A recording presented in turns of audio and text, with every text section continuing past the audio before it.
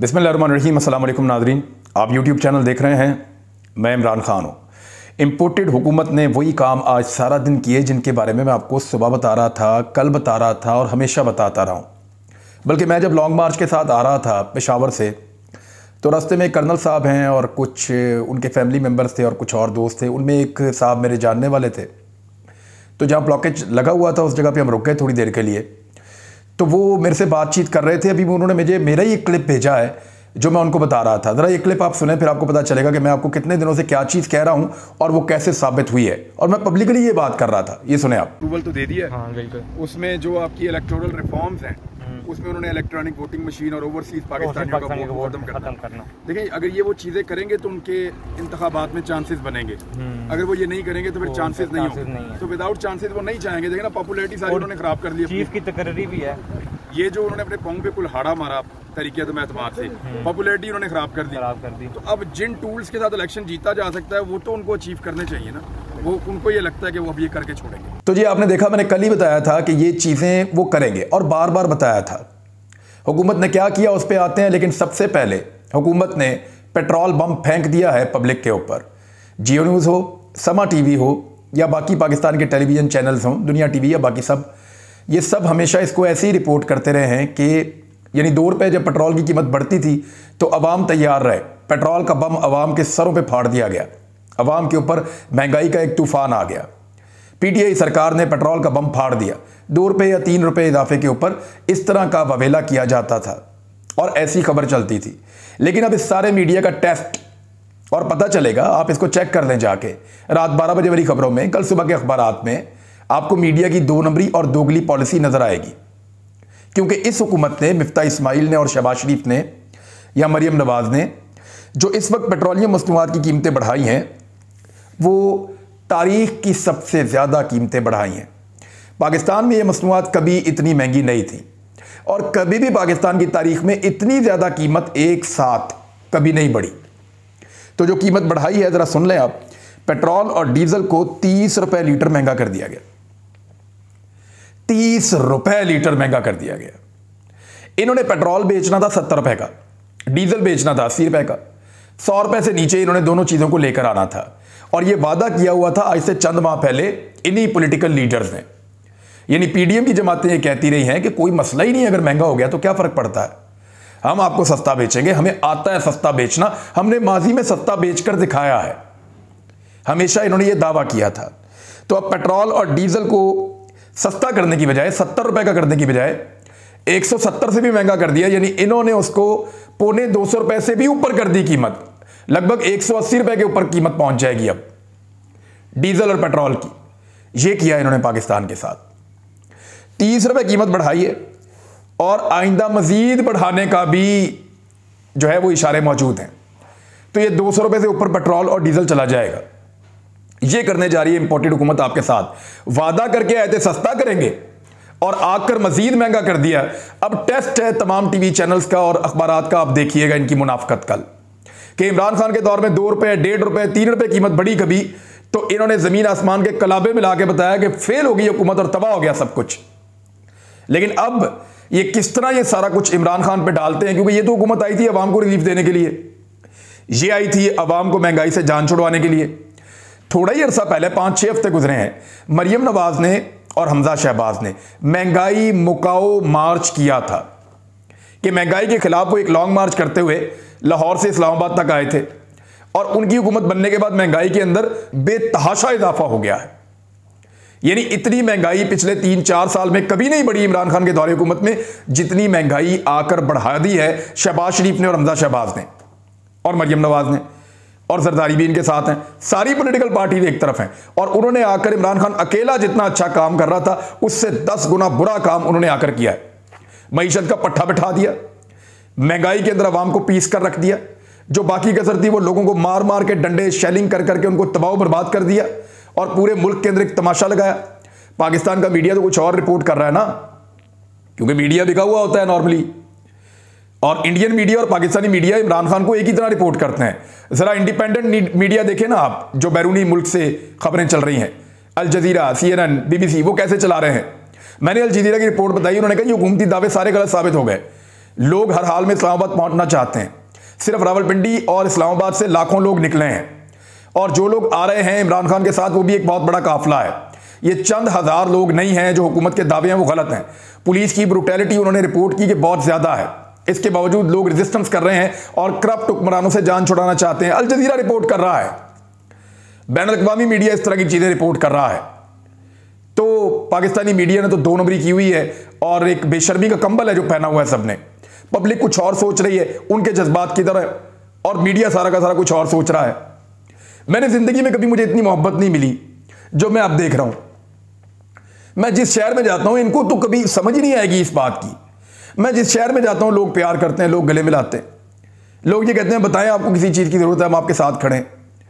यानी आप हैरान हो जाएंगे कि मुझे एक वकील ने एक दावा किया, उसने कहा खान साहब आपको तो भागने की जरूरत ही नहीं है, आप जाएं कोई भी दरवाजा खटखटाएं, जो निकले उसे कहें मेरा नाम इमरान खान है, मेरे पीछे पुलिस है या मुझे पकड़ना चाहते हैं, हर कोई आदमी आपको अपने घर में घुसा लेगा। इस वक्त तो पाकिस्तान में ये सूरत हाल है। लोग आपसे प्यार करते हैं, मुझे उसकी बात पे यकीन नहीं आया, लेकिन पिछले 2-3 दिनों के अंदर जो मैंने देखा, और वैसे भी पिछले 1 महीने से जो हो रहा है, मैं जिस शहर में जाता हूं, कराची गया हूं, पेशावर गया हूं, इस्लामाबाद आया हूं, बाकी शहरों में गया हूं, चकवाल गया हूं, जहां जहां मैं जाता हूं लोगों का रवैया ही बदला हुआ है। और लोग मुझे कह रहे हैं जी आप जहाद कर रहे हैं, लोग मुझे कह रहे हैं जी आप सच बोल रहे हैं, आप वो बात कर रहे हैं जो हम सुनना चाहते हैं और एग्जैक्टली वही बात है जो सच है, आप मुनाफिकत नहीं कर रहे, लोग ये कहते हैं। और फिर गालियां देते हैं हामिद मीर वगैरह को, सलीम साफी को, बाकी लोगों को। तो मैं उन्हें मना करता हूं कि यार गालियां मत दें, हाँ मुनाफिक आप कहें हामिद मीर को, वो मुनाफिक है, उसके ऊपर मुझे पता है कि वो मुनाफिक है। अब मामला ये है कि मैं वापस आ जाता हूं असल टॉपिक की तरफ, फिर हम निकल जाएंगे क्योंकि खबरें आपको बहुत इंपॉर्टेंट मैंने देनी है। तो ये पेट्रोल का बम गिरा, पाकिस्तान की मीडिया का भी एक टेस्ट है। पता चल जाएगा कि पाकिस्तान का मीडिया इसकी जिम्मेदारी इमरान खान पे डालता है या इंपोर्टेड हुकूमत के ऊपर डालता है। IMF इनको $1 अरब भी नहीं दे रहा, सिर्फ $90 करोड़ देगा और उसका ये बोझ पूरा का पूरा पब्लिक के ऊपर डाल देंगे। 30 रुपए लीटर का इजाफा तबाह करके रख दी इन्होंने इकोनॉमी, और महंगाई का भी खौफनाक तूफान आएगा। और ये जानबूझकर इन्होंने इंतजार किया कि इमरान खान का लॉन्ग मार्च खत्म हो जाए, वो चला जाए, तो फिर हम ये करेंगे। उससे पहले ये करने के लिए तैयार नहीं थे। तो क्या इमरान खान की पार्टी खत्म हो गई? वो कल दोबारा एहतजाज की कॉल देगा, फिर लोग आ जाएंगे। वो परसों एहतजाज की कॉल देगा, लोग फिर आ जाएंगे। लोग उसके साथ खड़े हैं, लोगों को अपने लीडर के ऊपर एतमाद है। आज बहुत सारा ऐसी कोशिश की गई कि इमरान खान का इनकलाब बह गया, डर के चला गया, ये वो, लोग तो आए थे। मैंने लाखों लोगों को यहां पे देखा है। सारी रात लोगों ने इंतजार किया, फैमिलीज सड़कों के किनारों के ऊपर अपने बच्चों समेत बैठ के इंतजार कर रही थी। लोग यहीं पे सो रहे थे तकिए लगा के, सड़कों के ऊपर, फुटपाथों के ऊपर, और अच्छे खासे लोग, पढ़े लिखे लोग फुटपाथों पे सो रहे थे। जो अपने घरों में AC वाले ड्राइंग रूम, अपने AC वाले बेडरूम छोड़ के लोग आ गए यहां सड़कों के ऊपर बैठे हुए थे, खाते पीते लोग। तो ये तो लोगों ने किया, लोग आए, उन्होंने इंतजार भी किया। ऐसा किसी और पॉलिटिकल पार्टी के लिए पाकिस्तान में मैंने कभी होते हुए नहीं देखा, सवाए तरीके लब्बैक के लोगों के, और किसी को मैंने ऐसे करते हुए नहीं देखा। और यास्मीन राशिद वो मुजामत का एक इस्तारा बन गई हैं, वो एक ताकत की अलामत बन गई हैं, और उनको अब ऐसे देखा जा रहा है जैसे अब एक मुजाहिद के तौर पे। और यास्मीन राशिद जो हैं वो अब उनको बड़ा अहम रोल भी मेरी इत्तला के मुताबिक पार्टी में मिलने वाला है, जबकि कुछ लोगों के ऊपर बड़े सख्त फैसले होंगे, कुछ लोगों में बहुत सख्त फैसले होंगे। पाकिस्तान तहरीक इंसाफ की पंजाब में कारकुनों ने अपनी रिजिलियंस शो की है, कारकुनों ने गिरफ्तारी दी है, कारकुनों ने डंडे खाए हैं, कारकुनों ने लड़ाई की है, कारकुन सामने आते रहे हैं, लेकिन लीडरशिप गायब रही है। हमाद अजहर को, ज़ुबैर नियाजी को या यास्मीन राशिद को, इन लोगों को आप माइनस करें तो बहुत कम लोग हैं जो खड़े हुए। रावलपिंडी के अंदर से जो उनके MNA हैं और जो रावलपिंडी के अंदर की पब्लिक है, उन्होंने मुजामत की एक मिसाल कायम कर दी है।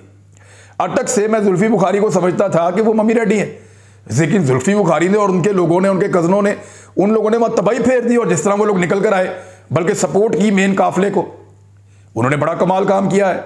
सरवर खान ने, जिनका बड़ा नाम था, बड़ी पहलवानी थी, वो कुछ भी नहीं कर पाए।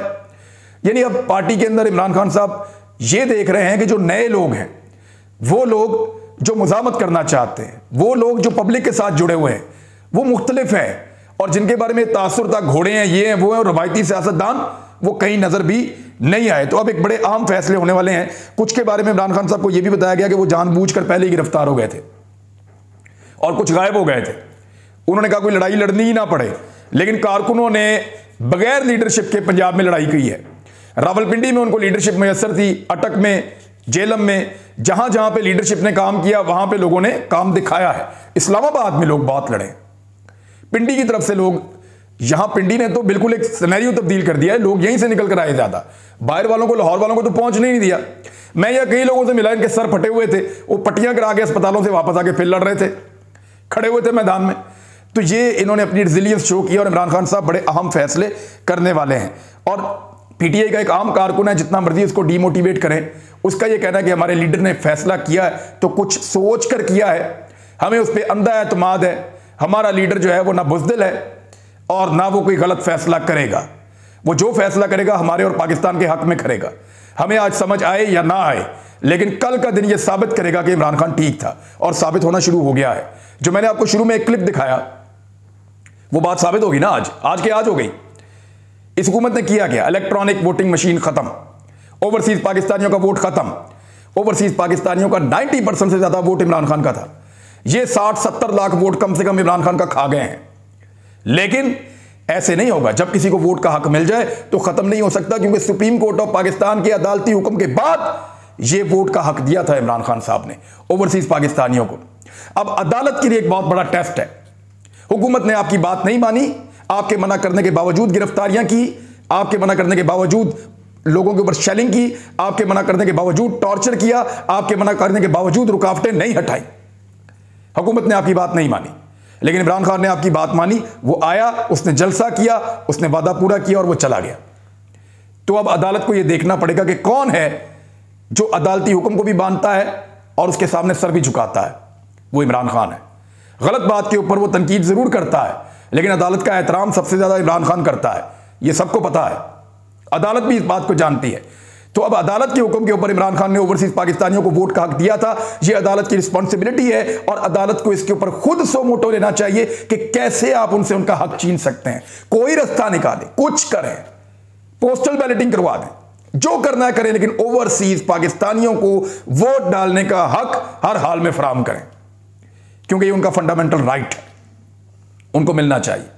अगर ये कहते हैं कि हम तो देना चाहते थे, ये वो नहीं, ये पहले दिन से देने नहीं चाहते थे, खुद कहते थे, उनको क्या पता पाकिस्तान का। उनकी तौहीन की है इन्होंने ओवरसीज पाकिस्तानियों की।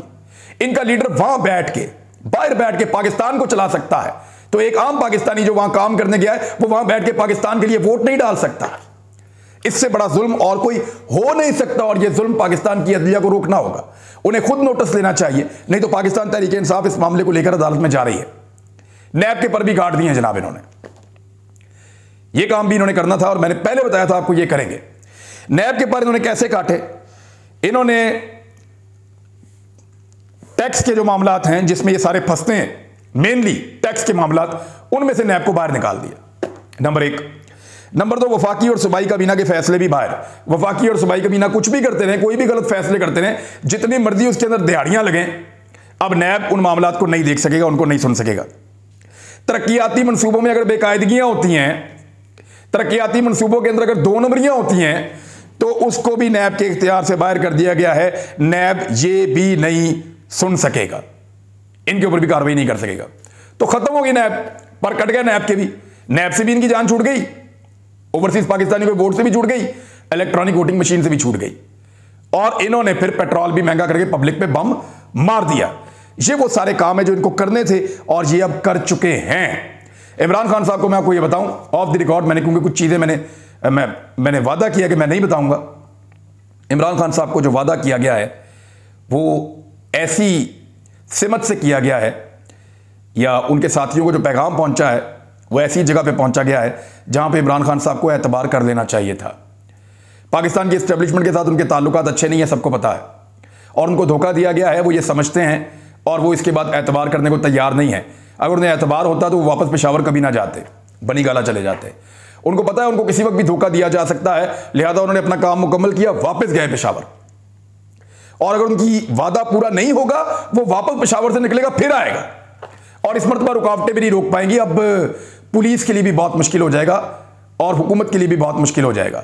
6 दिन का वक्त है, इसके अंदर सब तैयारी करें, और पाकिस्तान तहरीक इंसाफ के लोग जो हैं वो ऑलमोस्ट जश्न की तैयारी के लिए अपने आप को तैयार रखें। सारा सिनेरियो एकदम तब्दील होने वाला है। ये जो गारंटी इमरान खान साहब को दी गई है, ये बड़ी इंपॉर्टेंट गारंटी है और इमरान खान साहब के पास यानी उनको फेस सेविंग इस हुकूमत को देनी पड़ी। हुकूमत के लिए इससे बड़ी फेस सेविंग और कोई नहीं हो सकती कि इमरान खान साहब बैठे हों लॉन्ग मार्च में और लॉन्ग मार्च के बीच में मौजूद हों। क्योंकि देखें, इनको IMF से किस्त लेने के लिए $90 करोड़ लेने के लिए पेट्रोल और डीजल महंगा हर हाल में करना था। अगर नहीं करते तो पाकिस्तान की इकॉनमी और उसका पट्टा बैठ जाता। वादा इन्होंने किया था ₹70 का देने का, वो करके दिखाते ना जादू। हम तो कह रहे थे नहीं कर सकेंगे और हम पहले भी कह रहे थे कि इमरान खान भी नहीं कर सकेंगे, लेकिन उन्होंने कुछ भी किया, मैनेज किया। रूस से उन्होंने कहा आप हमें सस्ता दीजिएगा, अपने लोगों को हम देंगे। वो तो कुछ ना कुछ करके बात बना रहे थे, ये तो अमेरिका की गोद में बैठ गए। रूस से सस्ता पेट्रोल लेने से भी इन्होंने इनकार कर दिया और पाकिस्तान को मजीद परेशान कर दिया। आगे गंदम का बोरान आ रहा है इस साल के आखिर में, उससे भी निपटना पड़ेगा। वो किस पे डालेंगे? ये इन्हीं के दौर के अंदर ये सब कुछ हुआ, वरना पाकिस्तान रूस से 30% सस्ती गंदम ला सकता था। अमेरिका से ले ले अब 30% सस्ती गंदम, वो तो नहीं देने वाले। तो ये सारा काम इन्होंने, ये पब्लिक के लिए आए नहीं थे, ये अपने काम करने के लिए आए थे।